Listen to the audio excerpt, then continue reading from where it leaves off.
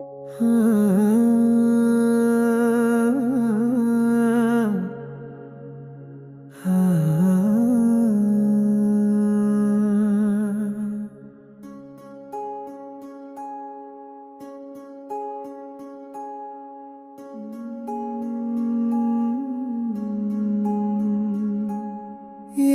ಇದೆ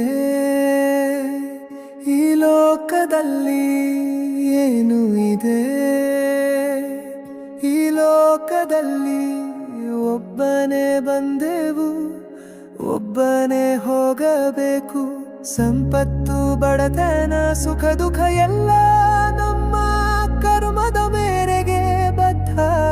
ಸೋದರ ಚರಣಾಯಕ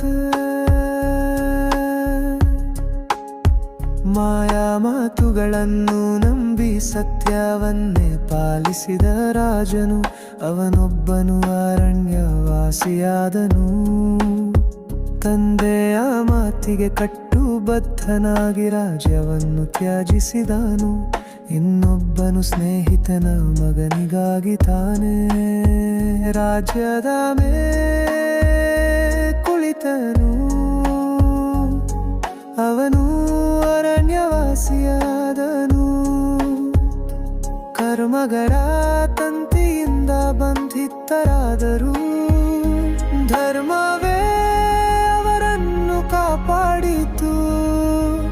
ದೇವರು ಅವರನ್ನು ಒಪ್ಪಿಕೊಂಡನು. ಒಳ್ಳೆ ಏನು ಇದೆ ಈ ಲೋಕದಲ್ಲಿ. ಒಬ್ಬನೇ ಬಂದೆವು, ಒಬ್ಬನೇ ಹೋಗಬೇಕು. ಸಂಪತ್ತು ಬಡತನ ಸುಖ ದುಃಖ ಎಲ್ಲ ನಮ್ಮ ಕರ್ಮದ ಮೇರೆಗೆ ಬದ್ಧ. ಸೋದರ ಚರಣ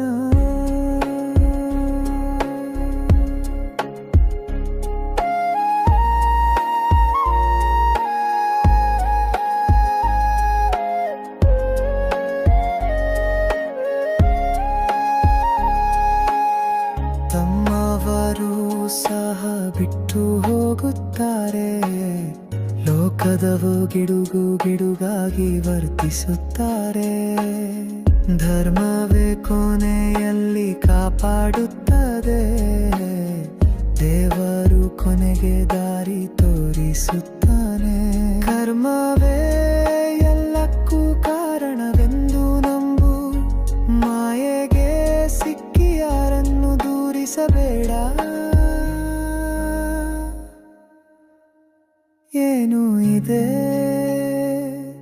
ಈ ಲೋಕದಲ್ಲಿ.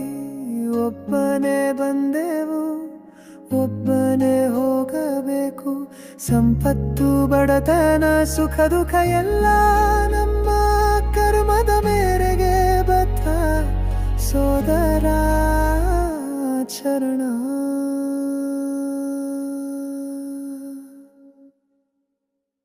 Substrate terhalu ಇದ್ದದ್ದೆದೆಯಲ್ಲೂ ಅರೆಷ್ಟಮಂತ್ರು ವಿಕ್ಕ ಇತ್ತನ್ನು ಮೋಂಟ ತಾನನ್ನು ಮಹರ್ಮತ್ರಿಯದಿಗು. ಶಿವನು ನಿತ್ಯ ಧ್ಯಾನದಲ್ಲಿರುತ್ತಾರೆ. ಪಲ್ಲವಿ ಶಿವನು ನಿತ್ಯ ಧ್ಯಾನದಲ್ಲಿರುತ್ತಾರೆ. ಕೇಶವನು ಶೇಷನ ಮೇಲೆ ವಿಶ್ರಾಂತಿ ಪಡೆಯುತ್ತಾನೆ. ಸತ್ಯ ಮತ್ತು ಧರ್ಮ ಸರ್ವಕಾಲವೂ ನಡೆಯುತ್ತವೆ. ಕಾಲಚಕ್ರ ಧರ್ಮಚಕ್ರ ಎಂದಿಗೂ ನಿಲ್ಲುವುದಿಲ್ಲ. ಮಧ್ಯದ ಈ ನಾಟಕವನ್ನು ಅರಿತುಕೊಳ್ಳಿ. ಜಾಗೃತರಾಗಿರಿವೋ ಮತದಾರರೇ. ಅಂತರ ರಾಕ್ಷಸಿಗಳ ಆಟ ಕೇಲ ಕಾಲ ನಡೆಯಬಹುದು. ಆದರೆ ಮಹರ್ಷಿಗಳ ತಪಸ್ಸು ವ್ಯರ್ಥವಾಗುವುದಿಲ್ಲ. ರಾಮ ಲಕ್ಷ್ಮಣರ ಮಾರ್ಗದರ್ಶನದಲ್ಲಿ ಅಧರ್ಮವನ್ನೇ ನಾಶ ಮಾಡುತ್ತಾರೆ. ಪಲ್ಲವಿ ಶಿವನು ನಿತ್ಯ ಧ್ಯಾನದಲ್ಲಿರುತ್ತಾರೆ. ಕೇಶವನು ಶೇಷನ ಮೇಲೆ ವಿಶ್ರಾಂತಿ ಪಡೆಯುತ್ತಾನೆ. ಸತ್ಯ ಮತ್ತು ಧರ್ಮ ಸರ್ವಕಾಲವೂ ನಡೆಯುತ್ತವೆ. ಕಾಲಚಕ್ರ ಧರ್ಮಚಕ್ರ ಎಂದಿಗೂ ನಿಲ್ಲುವುದಿಲ್ಲ. ಮಧ್ಯದ ಈ ನಾಟಕವನ್ನು ಅರಿತುಕೊಳ್ಳಿ, ಜಾಗೃತರಾಗಿರಿ ಓ ಮತದಾರರೇ. ಅಂತರಾದು ಎಷ್ಟು ಶಕ್ತಿಗಳು ಬಂದರೂ ಒಂದು ಮತದಾನವೇ ಸಾಕು, ಎಲ್ಲವೂ ಅಂತ್ಯ. ದೈವ ಸ್ವರೂಪವೊಂದು ಬರುತ್ತದೆ, ಆತನನ್ನು ಗುರುತಿಸಿ ಗೌರವಿಸಿ. ಲೋಭಕ್ಕೂ ದ್ವೇಷಕ್ಕೂ ಶರಣಾಗದಿರಿ. ಪಲ್ಲವಿ ಶಿವನು ನಿತ್ಯ ಧ್ಯಾನದಲ್ಲಿರುತ್ತಾರೆ. ಕೇಶವನು ಶೇಷನ ಮೇಲೆ ವಿಶ್ರಾಂತಿ ಪಡೆಯುತ್ತಾನೆ. ಸತ್ಯ ಮತ್ತು ಧರ್ಮ ಸರ್ವಕಾಲವೂ ನಡೆಯುತ್ತವೆ. ಕಾಲಚಕ್ರ ಧರ್ಮಚಕ್ರ ಎಂದಿಗೂ ನಿಲ್ಲುವುದಿಲ್ಲ.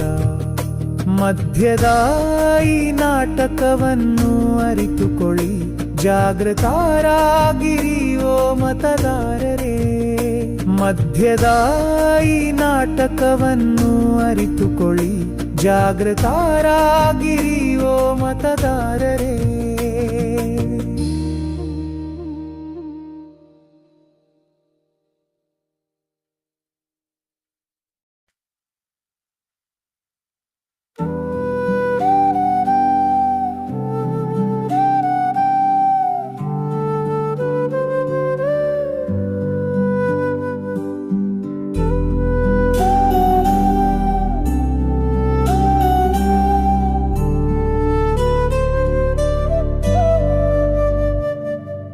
ಚುಂಬನೆ ಮೇಲೆ ಚುಂಬನೆ ಪ್ರೀತಿಯ ಕನಸಿನಲ್ಲಿ. ಪಲ್ಲವಿ ಚುಂಬನೆ ಮೇಲೆ ಚುಂಬನೆ ಪ್ರೀತಿಯ ಕನಸಿನಲ್ಲಿ. ಬಾಬಾ ನನ್ನ ಕಿಟ್ಟಯ್ಯ, ಚುಂಬನೆಗೊಂದು ಪ್ರೀತಿಯ ಕಥೆ ಇದೆ. ನಿನ್ನ ಪ್ರೀತಿಯಲ್ಲಿ ಸೋಲಬೇಕೆನಿಸುತ್ತದೆ ನನಗೆ. ಅಂತ್ಯದಿಂದ ಕೊಟ್ಟ ಚುಂಬನೆಗಳು ಅಮೃತ ಸಮಾನ.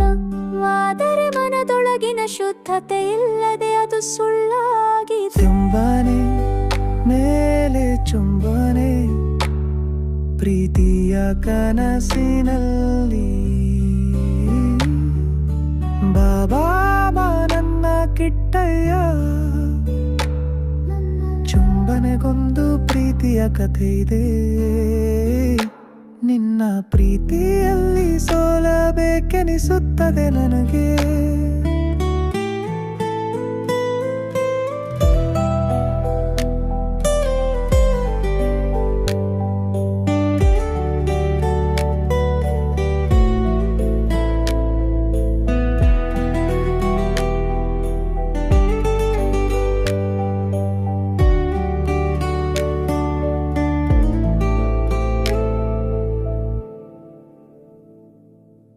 ಬೆಣ್ಣೆಯಂತೆ ನವನೀತ ಚುಂಬನೆಗಳು ಬೇಕು. ಸತ್ಯಬಾಯಿಯಿಂದ ಬಂದ ಮಧುರ ಮಾತುಗಳೇ ಚುಂಬನೆಗಳಾಗಲಿ. ಪಲ್ಲವಿ ಚುಂಬನೆ ಮೇಲೆ ಚುಂಬನೆ ಪ್ರೀತಿಯ ಕನಸಿನಲ್ಲಿ. ಬಾಬಾ ನನ್ನ ಕಿಟ್ಟಯ್ಯ, ಚುಂಬನೆಗೊಂದು ಪ್ರೀತಿಯ ಕಥೆ ಇದೆ.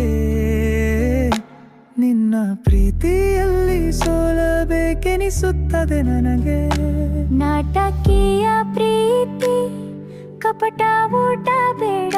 ನಾನು ಕುಚೇಲನ ಮಾದರಿಯ ಪ್ರೀತಿಗೆ ಹಂಬಲಿಸುತ್ತೇನೆ. ನಿನ್ನ ಚುಂಬನೆ ಸರಿ, ನಿನ್ನ ಹೊಡೆತ ಕೂಡ ಸರಿ, ನೀನೇ ಇರುವೆ ಸಾಕು. ಪಲ್ಲವಿ ಚುಂಬನೆ ಮೇಲೆ ಚುಂಬನೆ ಪ್ರೀತಿಯ ಕನಸಿನಲ್ಲಿ ಬಾಬಾ ನನ್ನ ಕೆಟ್ಟಯ್ಯ ಚುಂಬನೆಗೊಂದು ಪ್ರೀತಿಯ ಕಥೆ ಇದೆ ನಿನ್ನ ಪ್ರೀತಿಯಲ್ಲಿ ಸೋಲಬೇಕೆನಿಸುತ್ತದೆ ನನಗೆ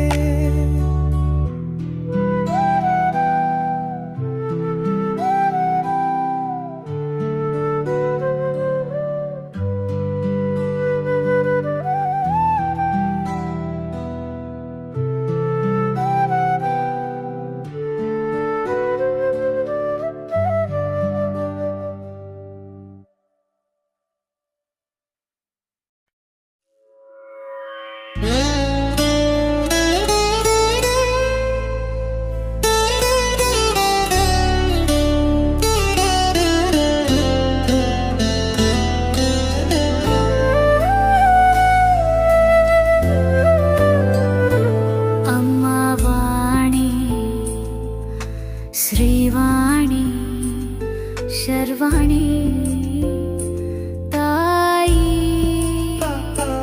ಅಮ್ಮವಾಣಿ ಶ್ರೀವಾಣಿ ಶರ್ವಾಣಿ ತಾಯಿ ನೀಲಕಂಠನಾದ ಶಿವನ ಕೃಪೆಯಿಂದ ನಮಗೆ ಸುಧನಿ ದೊರೆತಿದೆ ನಮ್ಮನ್ನು ಕವಿ ಗಾಯಕರಾಗಿ ಅನುಗ್ರಹಿಸಿದ್ದಿ ತಾಯಿ ನಮ್ಮ ಜನ್ಮ ಧನ್ಯವಾಯಿತು ತಾಯಿ ಅಂತರಯ ಅರಾಜಕನಾದ ವಾಲ್ಮೀಕಿಯನ್ನು ಮಹರ್ಷಿಯಾಗಿ ಮಾಡಿದದು ನಿನ್ನ ಅನುಗ್ರಹ ಮಂದಬುದ್ಧಿಯ ಕಾಳಿದಾಸನನ್ನು ರಮಣೀಯ ಕವಿಯಾಗಿ ಮಾಡಿದದ್ದು ನಿನ್ನ ಕೃಪೆ ಮೌನವರಿಗೂ ಕಾವ್ಯ ನೀಡಿದ ಮಂಗಳದಯ ನಿನದೆ ನಿನ್ನ ಅನುಗ್ರಹವಿಲ್ಲದವರು ಅಜ್ಞರಾಗಿಯೇ ಉಳಿದರು ತಾಯಿ ಅಮ್ಮವಾಣಿ ಶ್ರೀವಾಣಿ ಶರ್ವಾಣಿ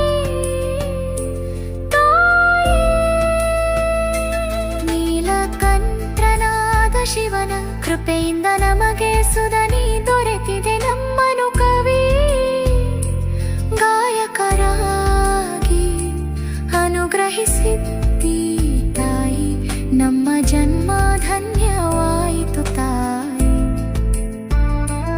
ಅಂತರಾಯ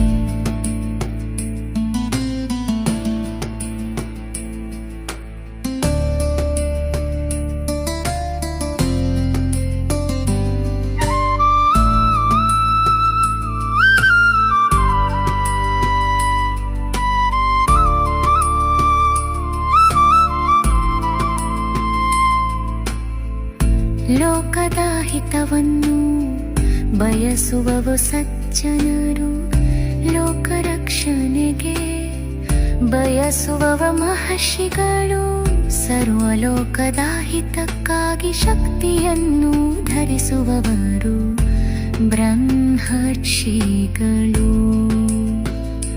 ನೀನು ಕೊಟ್ಟ ಜ್ಞಾನವನ್ನು ಲೋಕಕ್ಕಾಗಿ ಕೊಡುವವರಿಂದ ನಿಜ ಮಕ್ಕಳೇ ತಾಯಿ ಆಗ ಮಾತ್ರ ನಮ್ಮ ಜನ್ಮ ಸಾರ್ಥಕ ಅಲ್ಲವೇ ಅಮ್ಮವಾಣಿ ಶ್ರೀವಾಣಿ ಶರ್ವಾಣಿ ತಾಯಿ ನೀಲಕಂಠನಾದ ಶಿವನ ಕೃಪೆಯಿಂದ ನಮಗೆ ಸುಧನಿ ದೊರೆತಿದೆ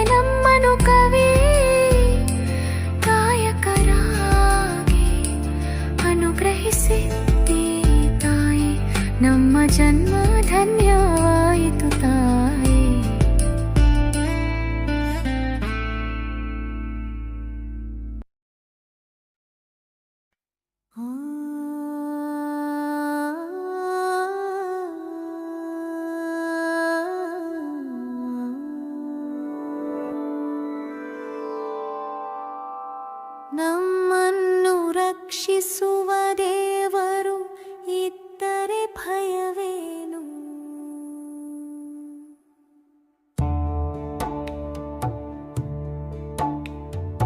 ನಮ್ಮನ್ನು ರಕ್ಷಿಸುವ ದೇವರು ಇದ್ದರೆ ಭಯವೇನು? ನಮ್ಮನ್ನು ಕಾಪಾಡುವ ಅವರ ಆಶ್ರಯವಿದ್ದರೆ ಬೇಜಾರೇನು? ಹರಿ ನಮ್ಮ ತಾಯಿಯಾಗಿ ನಿಂತಿದ್ದಾನೆ, ಶಿವನೇ ತಂದೆಯಾಗಿ ಕಾಪಾಡುತ್ತಿದ್ದಾನೆ. ತ್ರಿಮೂರ್ತಿಗಳ ತಾಯಿ ಪಾರ್ವತಿ ದೇವಿ ನಮ್ಮ ಆರುಷಕ. ಹೀಗಿರುವಾಗ ನಮಗೆ ಭಯವೇಕೆ? ನಮ್ಮನ್ನು ರಕ್ಷಿಸುವ ದೇವರು ಇದ್ದರೆ ಭಯವೇನು? ನಮ್ಮನ್ನು ಕಾಪಾಡುವ ಅವರ ಆಶ್ರಯವಿದ್ದರೆ ಬೇಜಾರೇನು? ಅಂತ್ಯ.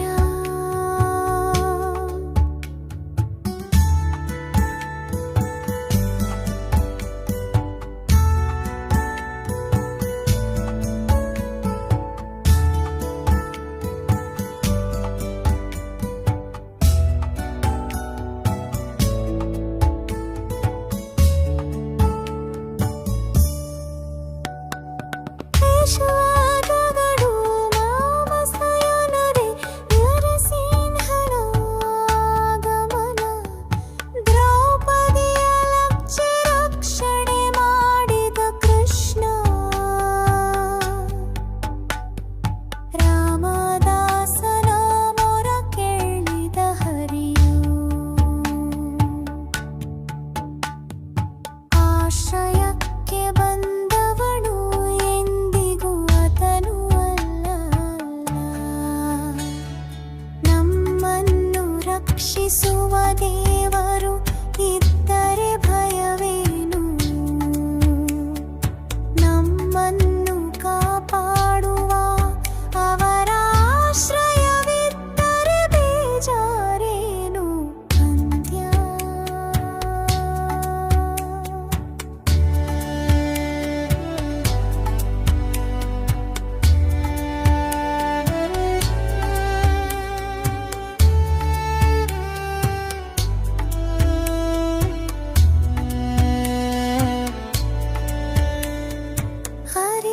ಹರಿಷತ್ವರ್ಗಗಳು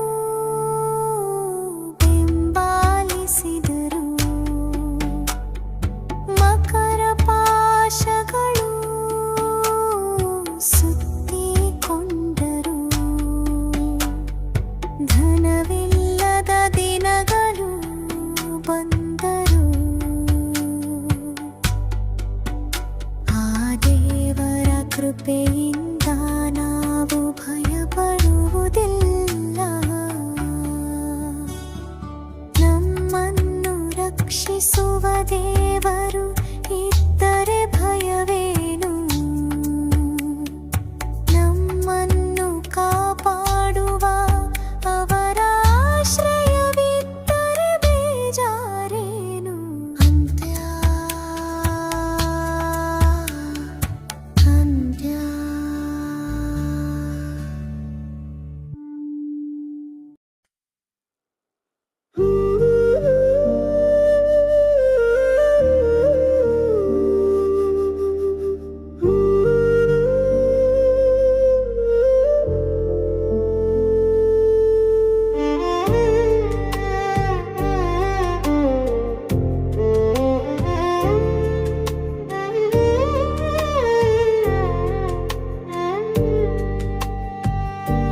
ಎಷ್ಟು ಕೋಟಿ ಜನ್ಮಗಳನ್ನೆತ್ತಿದ್ದರೂ ಮೋಕ್ಷದ ಮಾರ್ಗ ಸಿಕ್ಕಿಲ್ಲ ದೇವರೇ.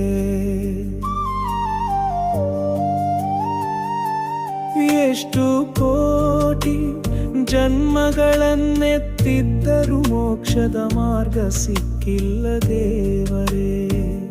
ಈ ಜನ್ಮದಲ್ಲಿ ಗುರುದೇವರ ಕೃಪೆಯಿಂದ ನಿನ್ನ ಪಾದಗಳ ಜಾಪಟ್ಟು ಇಂದು ಸಿಕ್ಕಿತು ದೇವಾ. ಎಷ್ಟು ಜನ್ಮಗಳಾದರೂ ಅರಿಷಡ್ವರ್ಗಗಳ ಗುಲಾಮನಾಗಿದ್ದೆ. ಪ್ರೇಮವಿಲ್ಲದ ಕರುಣೆಯಿಲ್ಲದ ಕಲ್ಲಿನಂತ ಹೃದಯವೊಂದಿತ್ತು. ಯಾವ ಪೂರ್ವ ಜನ್ಮದ ಪುಣ್ಯವೋ ಗೊತ್ತಿಲ್ಲ,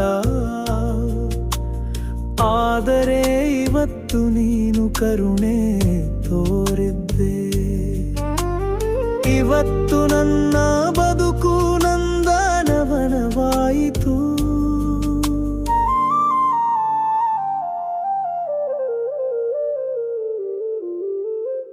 ಎಷ್ಟು ಕೋಟಿ ಜನ್ಮಗಳನ್ನೆತ್ತಿದ್ದರೂ ಮೋಕ್ಷದ ಮಾರ್ಗ ಸಿಕ್ಕಿಲ್ಲ ದೇವರೇ. ಈ ಜನ್ಮದಲ್ಲಿ ಗುರುದೇವರ ಕೃಪೆಯಿಂದ ನಿನ್ನ ಪಾದಗಳ ಜಾಪಟ್ಟು ಇಂದು ಸಿಕ್ಕಿತು ದೇವಾ.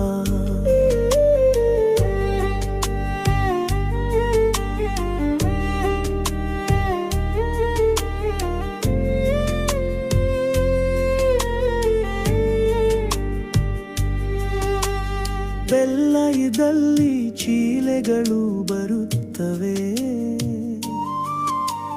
ಹಣ ಇದ್ದಲ್ಲಿ ಬಂಧು ಮಿತ್ರರು ಬರುತ್ತಾರೆ. ಇವತ್ತಿಲ್ಲದಾಗಲೇಂ ಬಿಟ್ಟು ಹೋಗುತ್ತಾರೆ. ಪ್ರೇಮವಿರುವ ಸ್ಥಳದಲ್ಲಿಯೇ ಪರಮಾತ್ಮ ಬರುತ್ತಾನೆ. ನಿಸ್ವಾರ್ಥ ಗುರುವರು ಸಾಧನೆ ಮಾಡಿಸುತ್ತಾರೆ. ಅವರ ಪಾದಗಳನ್ನು ತಲುಪಿಸಲು ನೆರವಾಗುತ್ತಾರೆ. ಗುರುವಿಗೆ ಕೊಡುವ ಎಲ್ಲವೂ ಸಾಲವನ್ನೇ ತೀರಿಸಲಾಗದು. ಆನಂದ ಭಾಷ್ಪಗಳಿಂದ ಅವರ ಪಾದಗಳನ್ನು ತೊಳೆಯುವುದು ನನ್ನ ಭಾಗ್ಯ. ನನ್ನ ಜನ್ಮ ಸಾರ್ಥಕವಾಯಿತು. ಪಲ್ಲವಿ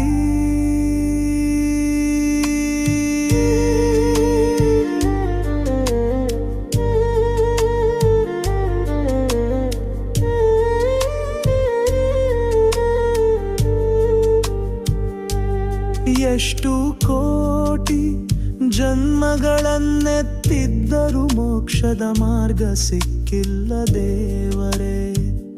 ಈ ಜನ್ಮದಲ್ಲಿ ಗುರುದೇವರ ಕೃಪೆಯಿಂದ ನಿನ್ನ ಪಾದಗಳ ಜಾಪಟ್ಟು ಇಂದು ಸಿಕ್ಕಿತು ದೇವಾ.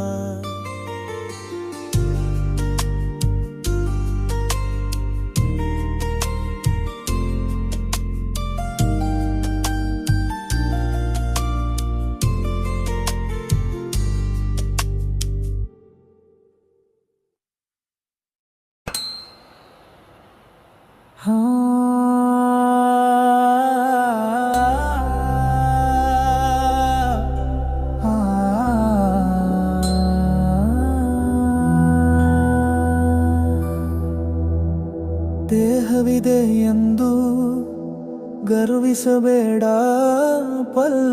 ದೇಹವಿದೆ ಎಂದು ಗರ್ವಿಸಬೇಡ ಮನೋಜ.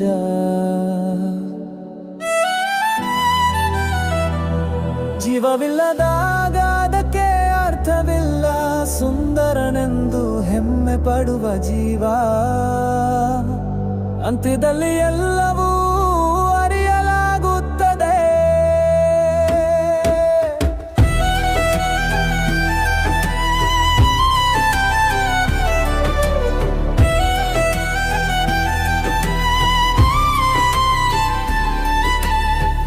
ಮಲಮೂತ್ರ ರಕ್ತದಿಂದ ತುಂಬಿರುವ ಈ ದೇಹ, ಅದ ರಕ್ತವನ್ನು ಚಿಮುರುವು ಚೀಪು ಕೂಡ ದೂರಾಗುತ್ತದೆ.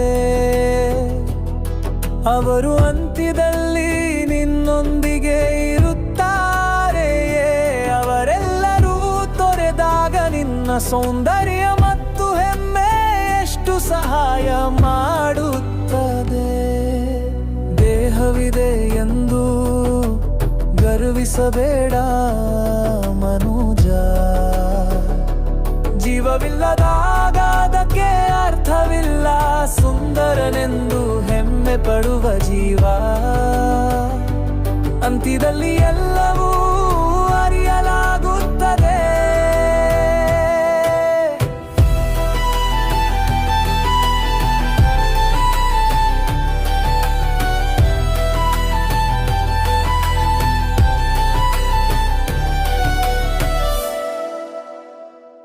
ಪ್ರತಿಯೊಂದು ದೇವಸ್ಥಾನದಲ್ಲೂ ದೇವರನ್ನು ನೋಡುವ ನೀನು, ಪ್ರತಿಯೊಬ್ಬರಲ್ಲಿಯೂ ದೇವತ್ವವನ್ನು ಯಾಕೆ ಕಾಣಲಾಗುತ್ತಿಲ್ಲ? ದೇಹವೇ ದೇವಾಲಯ ಎಂದ ಮಾತು ನೆನಪಿರಲಿ. ದೇಹವಿದೆ ಎಂದು ಗರ್ವಿಸಬೇಡ ಮನುಜ, ಜೀವವಿಲ್ಲದಾಗ ಅದಕ್ಕೆ ಅರ್ಥವಿಲ್ಲ. ಸುಂದರನೆಂದು ಹೆಮ್ಮೆ ಪಡುವ ಜೀವ ಅಂತ್ಯದಲ್ಲಿ ಎಲ್ಲವೂ ಅರಿಯಲಾಗುತ್ತದೆ.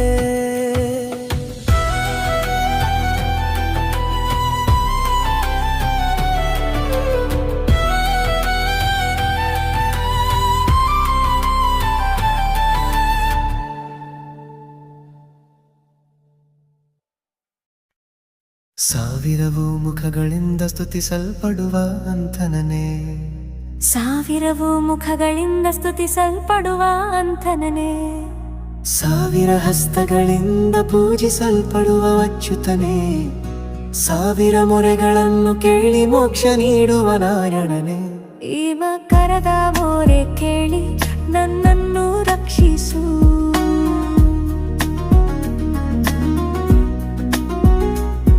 ಸಾವಿರ ವರ್ಷಗಳ ಅಹಂಕಾರದಿಂದ ತುಂಬಿದವನು, ಅನೇಕ ಪತ್ನಿಯರು ಇದ್ದರೂ ಕಾಮದ ಅಂಧನಾದವನು, ಈಗ ಕೈ ಇಲ್ಲದೆ ಶರಣಾಗತನಾದೆ. ದಯೆ ತೋರಿಸಿ ನನ್ನು ರಕ್ಷಿಸು.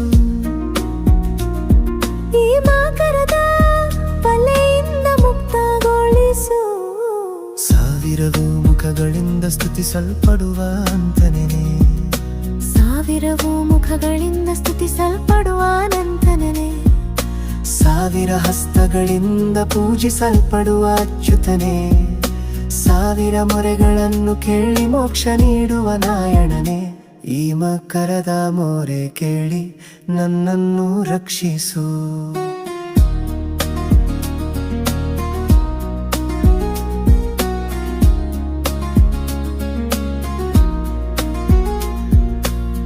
ಈ ಮಕರದ ಬಲೆಗೆ ಸಿಕ್ಕಿರುವ ನನಗೆ ಇನ್ನೂ ಜೀವ ಉಳಿದಿಲ್ಲ. ನನ್ನನ್ನರಸಿದವರು ಎಲ್ಲರೂ ದೂರವಾದರು, ನನ್ನ ದೃಷ್ಟಿಯಲ್ಲಿ ಪ್ರಾಣವೇ ಹೊಡುವ ಸ್ಥಿತಿಯಲ್ಲಿದೆ. ನಾನು ಶರಣಾಗತನಾಗಿ ಬಂತು. ದಯಾಮಯನಾದ ನೀನು ನನ್ನನ್ನು ರಕ್ಷಿಸು.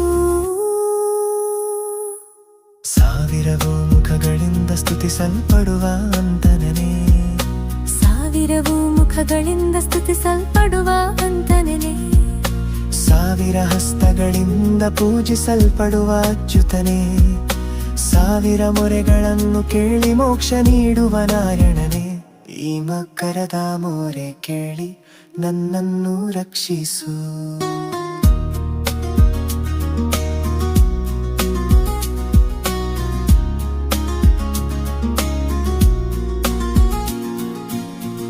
ನಿನ್ನಲ್ಲದೆ ನನ್ನಿಗೆ ಬೇರೆ ಯಾರೂ ಇಲ್ಲ, ಅನ್ಯಥಾ ಶರಣನ್ನಾಸ್ತಿ ಎಂದು ಶರಣಾದೆ. ಈ ಕೈವಿಲ್ಲದ ಶರಣು ನಿನ್ನ ದಯೆಗೆ ಅರ್ಹನು. ದಯ ತೋರಿಸಿ ರಕ್ಷಿಸು. ಪಲ್ಲಾವಿರವು ಮುಖಗಳಿಂದ ಸ್ತುತಿಸಲ್ಪಡುವ ನಂತನೇ, ಸಾವಿರವು ಮುಖಗಳಿಂದ ಸ್ತುತಿಸಲ್ಪಡುವ ನಂತನೇ, ಸಾವಿರ ಹಸ್ತಗಳಿಂದ ಪೂಜಿಸಲ್ಪಡುವ ಅಚ್ಯುತನೇ, ಸಾವಿರ ಮೊರೆಗಳನ್ನು ಕೇಳಿ ಮೋಕ್ಷ ನೀಡುವ ನಾರಾಯಣನೇ. ಈ ಮಕರದ ಮೋರೆ ಕೇಳಿ ನನ್ನನ್ನು ರಕ್ಷಿಸು. ಓ ಮಾನವತ್ವವೇ ನಿನ್ನ ಪಯಣ ಎಲ್ಲಿದೆ?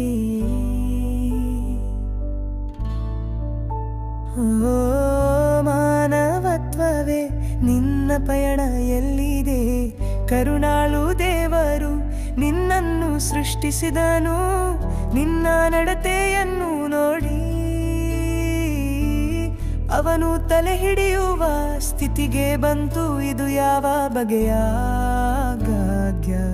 ಸ್ವಾರ್ಥವೇ ನಿನ್ನ ಗುರಿಯಾದರೆ, ಅಹಂಕಾರವೇ ನಿನ್ನ ನಡವಳಿಕೆಯಾಗಿದೆ. ಕಾಗೆಗಳಲ್ಲಿರುವ ಗುಣವು ನಿನ್ನಲ್ಲಿಲ್ಲ, ಏಕಾಂಗಿ ಬದುಕು ನೀನು ಆರಿಸಿಕೊಂಡೆ. ಏಕಾಂಗಿಯಾಗಿ ಬಂದು ಏಕಾಂಗಿಯಾಗಿ ಹೋಗುತ್ತೀಯಾ? ಈ ಗೊಂದಲವೇನು? ಓ ಮಾನವತ್ವವೇ ನಿನ್ನ ಪಯಣ ಎಲ್ಲಿದೆ? ಕರುಣಾಳು ದೇವರು ನಿನ್ನನ್ನು ಸೃಷ್ಟಿಸಿದನು, ನಿನ್ನ ನಡತೆಯನ್ನು ನೋಡಿ ಅವನು ತಲೆ ಹಿಡಿಯುವ ಸ್ಥಿತಿಗೆ ಬಂತು. ಇದು ಯಾವ ಬಗೆಯ ಭಾಗ್ಯ?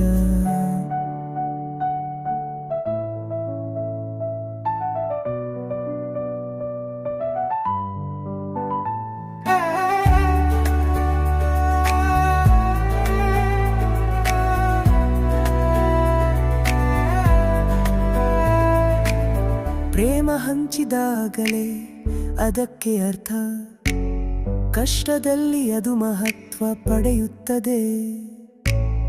ಮರಗಳಲ್ಲಿ ಇರುವ ಪರೋಪಕಾರ ನಿನ್ನಲ್ಲಿಲ್ಲವೇ? ನೀನು ಸಂಗ್ರಹಿಸಿದದ್ದು ಕೊನೆಗೆ ಕಳ್ಳರಿಗೆ ಸಿಕ್ಕಿತು.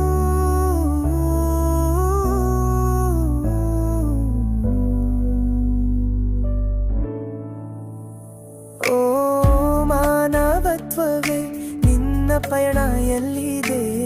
ಕರುಣಾಳು ದೇವರು ನಿನ್ನನ್ನು ಸೃಷ್ಟಿಸಿದನು, ನಿನ್ನ ನಡತೆಯನ್ನು ನೋಡಿ ಅವನು ತಲೆ ಹಿಡಿಯುವ ಸ್ಥಿತಿಗೆ ಬಂತು. ಇದು ಯಾವ ಬಗೆಯ ಭಾಗ್ಯ? ದೈವತ್ವನ್ನು ಪಡೆಯುವ ಅದ್ಭುತಾವಕಾಶ ನಿನ್ನದು. ದೇವತೆಗಳು ಕೂಡ ಅದನ್ನು ಬಯಸುತ್ತಾರೆ. ರಾಕ್ಷಸತ್ವದಿಂದ ದೈವತ್ವಕ್ಕೆ ಹೋದ ಉದಾಹರಣೆಗಳು ಸಾಕಷ್ಟಿವೆ. ಏನು ಬೆಳೆಯದಿದ್ದರೂ ಇಷ್ಟು ಕುಸಿತ ಏಕೆ ಮಾನವ? ಓ ಮಾನವತ್ವವೇ ನಿನ್ನ ಪಯಣ ಎಲ್ಲಿದೆ? ಕರುಣಾಳು ದೇವರು ನಿನ್ನನ್ನು ಸೃಷ್ಟಿಸಿದನು, ನಿನ್ನ ನಡತೆಯನ್ನು ನೋಡಿ ಅವನು ತಲೆ ಹಿಡಿಯುವ ಸ್ಥಿತಿಗೆ ಬಂತು. ಇದು ಯಾವ ಬಗೆಯ ಭಾಗ್ಯ?